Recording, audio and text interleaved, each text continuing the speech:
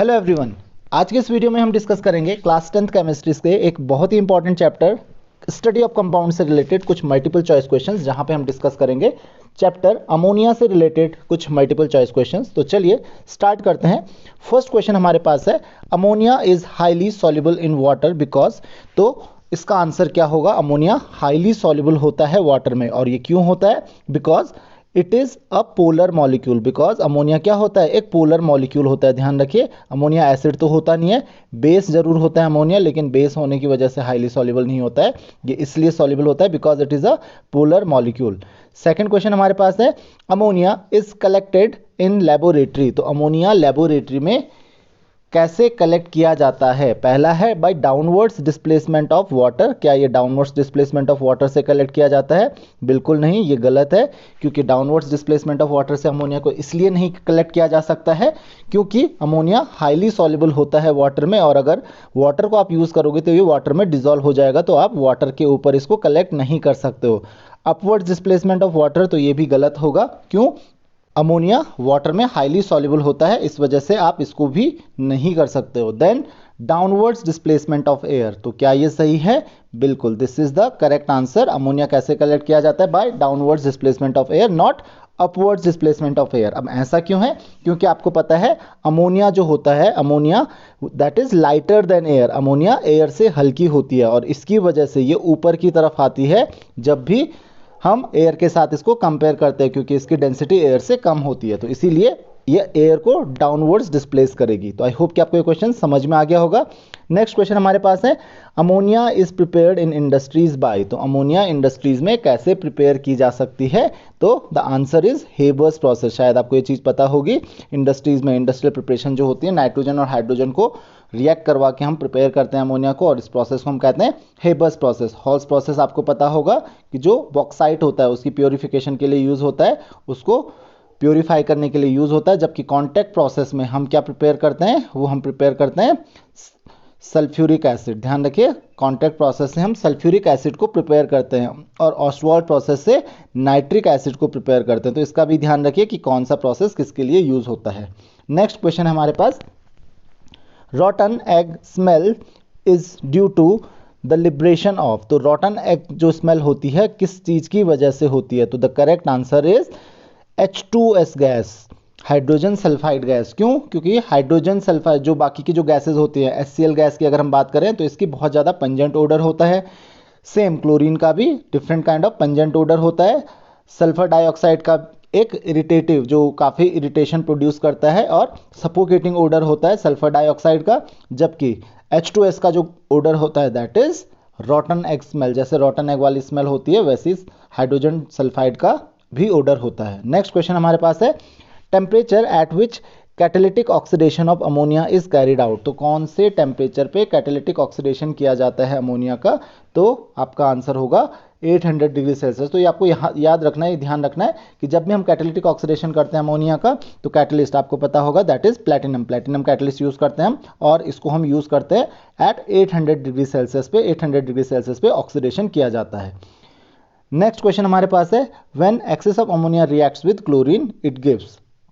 तो जब भी हम एक्सेस ऑफ अमोनिया को क्लोरीन के साथ रिएक्ट करते हैं तो क्या फॉर्म करता है? ये चीज़ आपको ध्यान रखनी है। तो एक्सेस ऑफ अमोनिया को क्लोरीन के साथ जब हम रिएक्ट करते हैं, यानी कि NH3 प्लस Cl2, तो ये फॉर्म करता है, यहाँ पे अगर एक्सेस अमोनिया है तो यहाँ पे ये फॉर्म करेगा NH4Cl प्लस, साथ में फॉर्म करेगा नाइट्रोजन गैस। तो इस चीज़ का आपको ध्यान रखना है, और इसको आप बैलेंस कर लीजिए। तो यहाँ पे 8, यहाँ पे आता है 3, और यहाँ पे आ जाएगा आपके पास 6 NH4Cl। तो ध्यान रखिए, ये फॉर्म करता है अमोनियम क्लोराइड और नाइट्रोजन गैस। अगर अमोनिया एक्सेस में है तो इसका ध्यान रखिए, यहाँ पे एक्सेस में कौन है? अमोनिया है, तो answer will be ammonium chloride. यहाँ पे क्या फॉर्म होता है? Ammonium chloride. नेक्स्ट क्वेश्चन हमारे पास है, when excess of chlorine with excess of chlorine ammonia forms. तो एक्सेस ऑफ क्लोरीन अगर है और वो अमोनिया के साथ रिएक्ट कर रहा है, तो देखिए यहाँ पे सेम रिएक्शन है, यहाँ पे अमोनिया ही है NH3 प्लस, साथ में किसके साथ हम रिएक्ट कर रहे हैं इसको? क्लोरीन के साथ। तो ये क्या फॉर्म करेगा? तो इसका ध्यान रखिए, ये फॉर्म करेगा दो चीज़ें, एक तो NCl3 प्लस, दूसरा फॉर्म करेगा HCl, लेकिन यहाँ पे एक्सेस में कौन है, क्लोरीन। ध्यान रखिए यहाँ पे एक्सेस में क्लोरीन है, तो यहाँ पे देखिए रिएक्शन तो इन्हीं दो के बीच में हो रही है, लेकिन अमोनिया अगर एक्सेस में है तो अमोनियम क्लोराइड और नाइट्रोजन फॉर्म करता है, ये आपने पिछले क्वेश्चन में देखा था। और अगर क्लोरीन एक्सेस में है तो ये फॉर्म करेगा NCl3 एंड HCl। तो आई होप कि आपको ये चीज समझ में आ गई होगी। तो correct answer will be NCl3, this is your correct answer. Next question हमारे पास है on catalytic oxidation of ammonia it gives. तो जब हम कैटालिटिक ऑक्सीडेशन करते हैं अमोनिया का, तो आपको मैंने अभी बताया था कि कैटालिटिक ऑक्सीडेशन जब हम अमोनिया का करते हैं तो NH3 और ऑक्सीडेशन है तो ऑक्सीजन के साथ ये रिएक्ट करता है। प्लेटिनम आपके पास कैटलिस्ट होता है और लगभग 800 डिग्री सेल्सियस का टेम्परेचर आपके पास होता है। तो ध्यान रखिए ये फॉर्म करता है नाइट्रिक ऑक्साइड, ये फॉर्म करता है nitric oxide. So correct answer will be nitric oxide. बाद में साथ में ये वाटर फॉर्म करता है। तो आई होप कि आपको ये चीज़ समझ में आ गई होगी कि ये रिएक्शन किस तरीके से होती है। तो दिस इज इस तरीके की रिएक्शन होती है। तो इसका आंसर क्या होगा, option C nitric oxide. Next है हमारे पास When excess of ammonia is passed through copper sulfate, तो जब भी अमोनिया एक्सेस में कॉपर सल्फेट के थ्रू हम पास करवाते हैं तो इट फॉर्म्स, तो क्या फॉर्म करता है, डेंस वाइट फ्यूम्स? बिल्कुल नहीं, क्योंकि डेंस वाइट फ्यूम्स तो अमोनिया किसके साथ फॉर्म करता है, HCl गैस के साथ।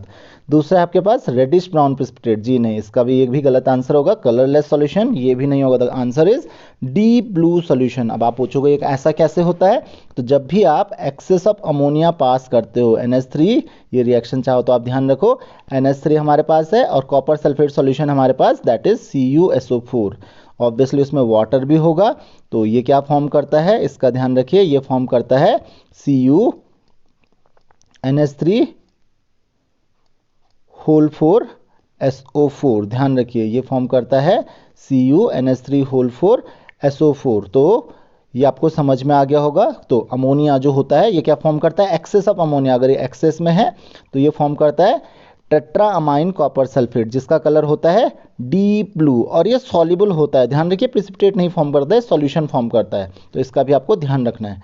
नेक्स्ट क्वेश्चन हमारे पास है liquid ammonia is employed in refrigerator. तो रेफ्रिजरेटर में आपको पता होगा पहले हम लोग लिक्विड अमोनिया को काफ़ी यूज़ करते थे, और ऐसा क्यों करते हैं हम, क्योंकि किसी भी रेफ्रिजरेटर में, किसी भी अगर रेफ्रिजरेशन के लिए किसी भी आप लिक्विड को या किसी भी सब्सटेंस को यूज़ करते हो, उसका रीज़न एक ही होता है, वो उसकी बेस्ट क्वालिटी क्या होती है, because it has high heat of evaporation. Ammonia की हीट ऑफ इवेपोरेशन जो होती है वो बहुत हाई होती है। इसकी वजह से जो रेफ्रिजरेशन में अमोनिया हम यूज़ करते हैं तो ये क्या करता है, बहुत ज़्यादा हीट को एब्जॉर्ब करता है, उसकी वजह से इसका जो कूलिंग इफेक्ट होता है बहुत ज़्यादा हो जाता है। तो आई होप कि आपको ये भी समझ में आ गया होगा कि क्यों हम लिक्विड अमोनिया को एज अ रेफ्रिजरेंट यूज़ करते हैं। So this is all in this video. अगर आपकी कोई भी क्वेरीज, कोई भी डाउट्स हैं तो आप मुझे कमेंट्स, फेसबुक, इंस्टाग्राम, कहीं पर भी क्वेश्चंस पूछ सकते हैं। So see in the next lecture. Thank you very much.